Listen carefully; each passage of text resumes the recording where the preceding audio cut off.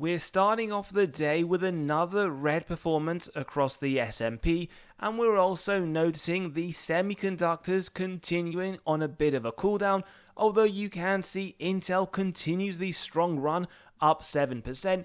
In fact, just in the last month, this what was once a dying company is up 33%. We can also note it had some bullish news which is driving up the share price today, that reportedly they've asked Apple for investment into the company. Now we've also seen a bit of a pullback from investor sentiment heading into neutral. It was in greed for quite some time. As you can see, the previous close over the last week, the last month, and in fact the last year, so maybe investors are starting to get just a little bit worried about the shorter term, and maybe comments yesterday from Jerome Powell saying that rate cuts are not guaranteed has led to the market showing the continuation of red, and analysts now over the last few days have started to talk about a potential market crash, some believing we're due another 20% before a very large pullback, with others believing it is just around the corner and that we're in the final frothy stage of a bull market. It's also worth pointing out that the top 50 companies in the S&P are trading at an average P of 32, which is a decade high. Just something worth pointing out, alongside the fact that the S&P overall has a P around the 23 mark, whilst the Fed funds rate sits above 4%. Now, we haven't seen valuations stay this elevated with rates this high for this long, so three different scenarios are what is expected. Either earnings continue to go higher, either the Fed slashes rates, or ultimately we will start to see valuations start to crack. Now today we're looking at 4 growth stocks that we do like heading into October. These are ones that are up high on our watch list, and as always, price to earnings growth is one of those indicators that we do like to use, even considering that right across the market we're still seeing massive red. Now we're going to run through these 4 stocks, also getting to our discounted cash flow valuation to show you what we believe the intrinsic price to be and the margin of safety for each one. First one, S&P Global. It is down 5% in the last year. Year to date, they're down 2%, but this is one that has historically, over the last 10 years, massively outperformed the S&P.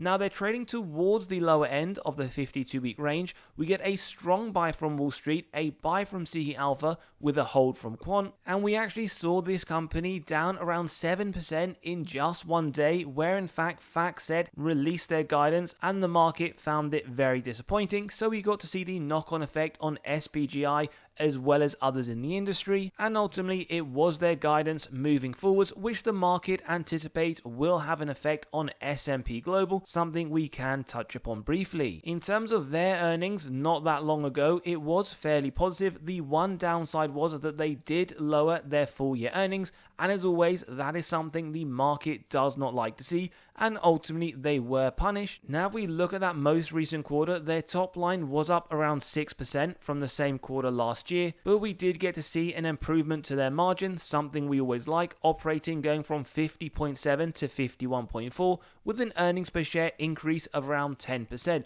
As long as we get to see the double digit, something S&P Global continue to show, then ultimately investors shouldn't be worried for the time being. But understand, in the shorter term, their revenue growth projections aren't where they have been historically, although they did increase it very slightly from 4 to 6%, now estimated to be around 5 to 7. The issue though that we just highlighted was that they did lower their earnings per share for 2025. Now on a valuation perspective, forward P 26.7, yes, in isolation that may look very high. In comparison to their 5-year average, it is well below the 30 mark. Yield not too dissimilar in comparison to their historicals. As always, we don't look at these in just isolation. We'll also just point out, even though the yield is fairly trivial, that the safety sits at 99, the highest score obtainable, and that whilst the yield increase this year was very poor at 5.5%, barely above inflation, historically over the last 5 and the last 10 years, they have been increasing this at a double-digit rate.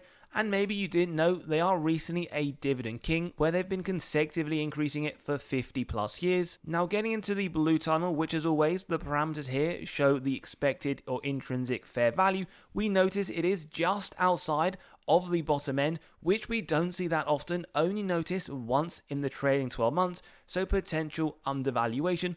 Otherwise, more often than not, it does trade in a reasonable signal. And if we were to zoom out to the last 5 years, this really highlights it is incredibly rare to see S&P Global slip outside of the intrinsic price. The other thing we like is that over the last 5 years, the fair value has been increasing. Yes, you might think that is what we see from every company, but that isn't the case, and it is worth highlighting. They also expect the next 4 quarters to show double-digit growth to the EPS. Great to see. Historical track record, 100%, 4 out of 4 beats, and if they can hit the EPS estimate for the next full year, well, the forward P will lower even further to 25.5. Now, growth overall comes in at a C+. They are pretty consistent though, year on year around 11%. We have hit over the next 12 months around the 9 mark. In fact, as we just saw, the higher end for at least 2025 is at the 7% point, which if we're comparing these two numbers against the sector, yes, it is slightly above, but also worth pointing out that they are growing their revenue, or starting to in fact grow it, slower than their historical data. Earnings per share coming in around 10% projected over the next 3 to 5 years, pretty much in line with the sector, but below their historical 13%. And if we look at the institutions with their 87% ownership, they've sold 12 billion worth of shares in the last year. They bought near enough, twice as much. They bought a lot more in Q2, 7.7 billion versus 2.2 billion selling, and the same to be said in quarter one. So at least over the more recent period, this is one institutions are very bullish on. Now, our intrinsic price gets to $647 derived from the DCF. Now, we'll highlight how we got there. Firstly, we have the free cash flow year on year. Last 2 years, very strong, 42, 56% respectively. We've gone a lot more conservative at 12%, but as always, the numbers you know, low, medium, and high, 10, 12, 14, are subjective. You can grab a copy of this model by clicking on the pinned comment below, running through your own numbers, S&P Global, or any others. Now, we really want to point out that baked into the current price is 8.1% growth to the future free cash flow. That looks incredibly attractive now. Historically, it has been much, much higher. On the other side, if you believe this is too high, then you already see this company as overvalued. But using the growth rate of 12% and the discount rate, we have the present value of future free cash flows and terminal price. Add together with the cash, subtract total debt, get to the equity value, divide by the shares outstanding, getting to $647. Now, this indicates 33% upside, but will also flag if you believe the lower rate to be more appropriate. At 10%, 557, still upside of 15%, and conversely, if you believe we're being way too conservative, 14%, 750, 55% upside. As typical on the channel, we take through the middle rate, which today is 12%. We're not done because we like to apply a margin of safety. We typically use 10% as the starting point if it meets the 3 criteria: wide moat, strong financial metrics, good forward-looking data, which would mean a buy up to $583. Well, look, we have a margin of safety for S&P Global at 25% today, which is typically a great position to consider dollar cost averaging in. If you want to see it 30%, well, it would be a buy at $453. And we notice here, Wall Street themselves see this at $626 into next year. That is 29% upside. Let us know your views on stock number 1, S&P Global, but we'll also highlight for those that want to be more conservative at the 10% point, you are still getting a margin of safety, although clearly to a lower degree at 13%. If you wanted to make note of a 20% MOS, buy at 446 and 25 at 418. Let us know your views. Stock number 1, S&P Global. Before we continue, we want to let you know we have released our latest free weekly article. We drop one every single Monday morning to your inbox, covering severely undervalued stocks as well as what's gone in the market over the last few days. So click below, you can sign up and read straight away, where you'll be able to gain access to severely undervalued stocks for the month of September. Lots of information for each one, the upside that Wall Street themselves see over the next year. And on top of that, you can grab a recently released copy of stocks that Wall Street themselves believe have the most upside in the S&P right now. So click below, you can sign up and read straight away. The next stock we're moving on to is MasterCard, up 17% over the last year. Year to date, up around 8%. Over the last 10, another massive outperformer.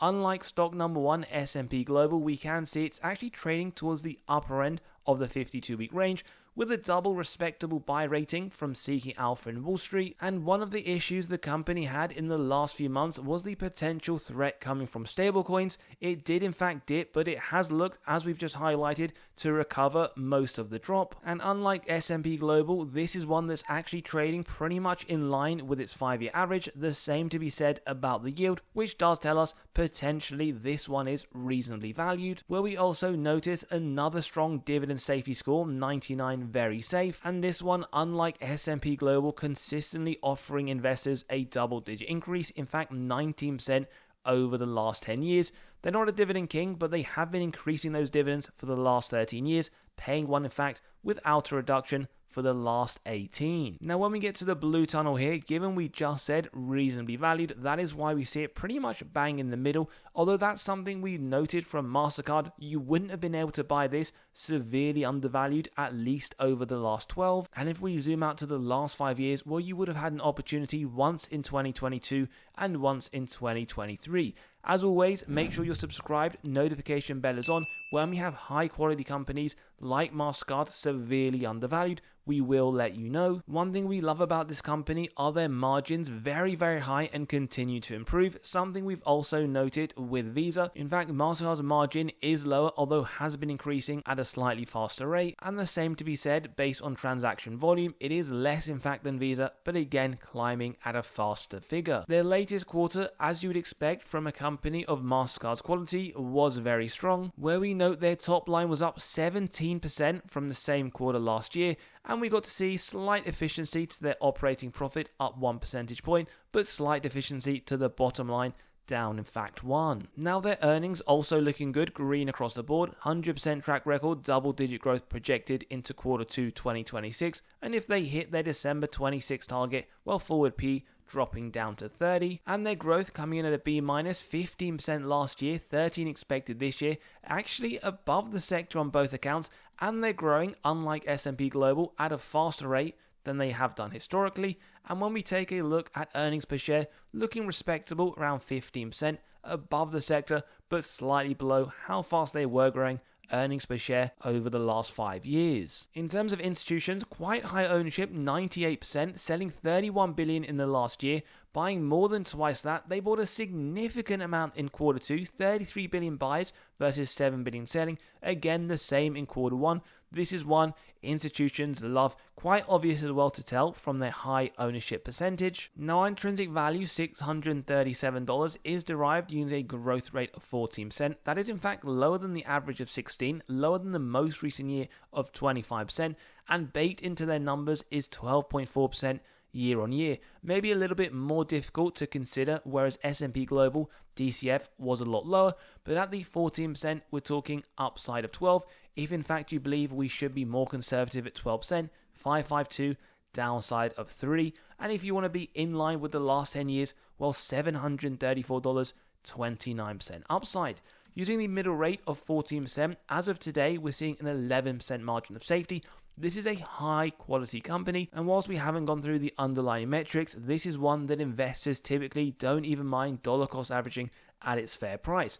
So look, 11% margin of safety at 20%, well, a buy at 509, and at 25, 478. In terms of Wall Street, lower upside than S&P Global, $655 into next year, higher than our intrinsic price, equating to 16% upside. Let us know on stock number 2. We then move on to Meta Platforms, up 35% in the last year. Year to date, up 30%. Over the last 10, another significant outperformer. And like the previous company, trading near 52-week highs. Another strong buy from Wall Street. Very respectable buy from Seeking Alpha at 4.27 out of 5. Now the forward P does sit at 26, which is above the 5-year at 23. But if we just look at this forward P in comparison to others and the opportunities that Meta does provide investors, you could argue maybe this one has room to go even higher. And whilst they've only recently started to pay dividends, we can see a 70 safe score, and the most recent increase 5% February this year. And similar, given the forward P does sit above the average, we are noticing a slight potential overvaluation signal. There was undervaluation though around Liberation Day, and if we go back to the last 5 years, well, clearly everyone knows the opportunities that were there when it was trading below the $100 mark. Their earnings were also very strong. Ad business continues to climb, where in fact that segment was up 21% year on year. Improvement to their margin, very impressive, 1 percentage point to gross profit, 5 to operating, 4 to bottom line net income. But over the next 4 quarters, maybe the weakest out of those that we have seen so far, 3 of them growth, in fact 2 of them low single digit. They not only have a 100% track record, but some very sizable beats. Great to see. And expectations, $30 of earnings per share in 2026. Forward P coming down to 25.5. Now their growth sits at a B minus, year on year 19%, expected 19 again this year, well above the sector, not too dissimilar from what they have been producing over the last 5 years. EPS looking good, 17-18%, well above the sector and pretty much in line with their historical. And when we take a look at their balance sheet, in specific the net debt, so total debt less their cash, balance sheet very strong, something we actually specifically looked at yesterday for Amazon in particular. But with Meta, we do notice in 2024, they had a lot more cash than they did have debt. We're seeing now in 2025, it isn't too dissimilar, their cash from their debt position. This is important because of their large capex spending, but we can see that their metrics are showing some strong growth. If we look specifically at the ads impression, well, we saw an uptick in the most recent quarter, 5 to 11%. On average, over the last 5 years, the advertisement has been increasing 20% year on year. They're also showing massive efficiencies when we look at all of their metrics based on a per employee data. Revenue climbing 8% over the last 5 years, operating up 12%, and their gross profit up 9%. And whilst they don't have the large advertising revenue that we see from Google, which is climbing around 13%, Meta is showing signs of a slightly faster growth at 14%. However, they do both in fact lag behind Amazon at 24%. So if you want a bit more meat behind Amazon and the company, do check out yesterday's episode. As we mentioned, capex spending is quite high from the company, $52 billion over the last 12 months, and this has only been climbing over the last 10 years at a rate of 38% year on year. And this year we saw their second largest ever deal, a 49% stake in Scale AI. And for those that don't know, it is a data infrastructure company. They provide high quality labeled data and evaluation tools to train and refine AI models. And they're buying a large stake because the Scale's expertise in data and model evaluation strengthens Meta's push towards building advanced AI systems, including their new superintelligence initiative. And remember, just last week, they did unveil some new Meta Rebound glasses, $799. Will be great to see whether this is something that takes off or a little bit similar to what we got with Apple and the Vision Pro. Now our valuation gets to $921 when derived from the DCF. Now we have increased our growth rate. We do believe it is justified, sitting at 14%. Baked in right now is 11.1, so again, we'll give you some idea on a personal level if you see this as under or overvalued. Based on 14% though, it does give rise to a 20% margin of safety. At 25, a buy at $690, and at 30%, around $645. Wall Street see this a little bit lower, $877 into next year, 18% upside. Give us your thoughts below, but we can also flag if you want to be more conservative at 12%. Clearly, margin of safety will be lower, $800 intrinsic price, 7% MOS. 10% again if you want to make a note, a buy at $720, at 20, $640, and 25, bang on the $600 mark. So do let us know your thoughts about Meta. The next one we're moving on to is Eli Lilly, which has had a massive drawdown, although we have noticed it has started to make some gains. In fact, the 52-week low, $624, now sitting at $727, still quite some way from 52-week high, down 20% in the last year. Year to date, down around 5%. Over the last 10, like the previous 3, massive outperformance, and a respectable buy rating from Wall Street, slightly weaker from Seeking Alpha, where we see a forward P 26.8, much lower than the average at 38, which you could argue is pretty high, although you're getting a yield 0.8% lower than historical 1.1. Interesting to note, it was 5 years ago around the 2.2% mark and has only been getting lower and lower, clearly as the share price has been increasing. Another very safe dividend score at 96, where like some of the companies today, we do note a double-digit increase every single year, in fact 10.2% over the last 10 on average, and they've been increasing it for the last 10 whilst paying without a reduction for the last 34, and we get to see here in fact severe undervaluation disparity between the bottom end of the blue tunnel and where it sits today. Something to consider. Also great to note, intrinsically it has been moving in the right direction. If we zoom out to the last 5 years though, this one pretty much more often than not trades at a massive premium. Incredibly rare. In fact, over the last 5 years, only in 2025 have we seen this in the undervaluation space. And their most recent quarter, we saw top line growth 38% year on year, Mount Jaro up 51% with some huge efficiencies. 3% to their gross profit,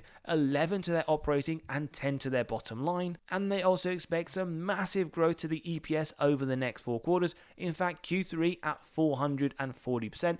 Although worth flagging, over the last 4 quarters, they have a 50% track record, 2 out of 4 beats, most recent one being a 72 beat, and great to see with some high growth to the earnings per share. Forward P expected to drop sharply at 24.5 for December 26. Growth also incredible. A+, we're talking 37% last year, 29% this year, a lot higher than the sector, but also growing much faster than their own 5-year average.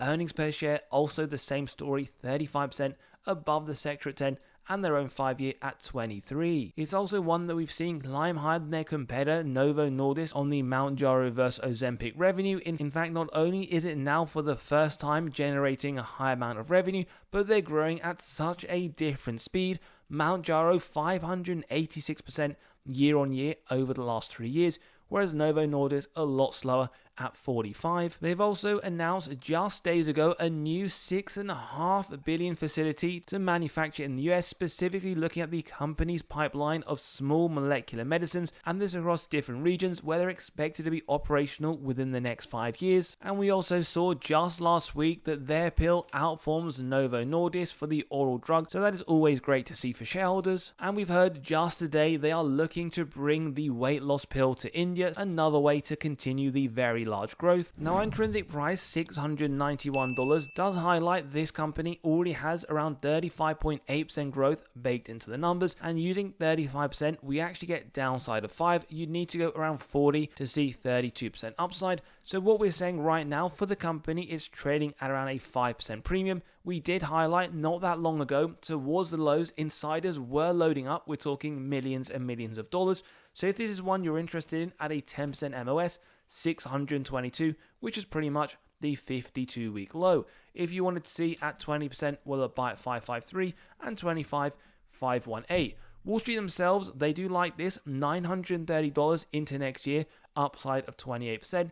And if you believe we should be using the higher rate, this is a very fast growing company, $958 intrinsically, indicating 24% for a margin of safety.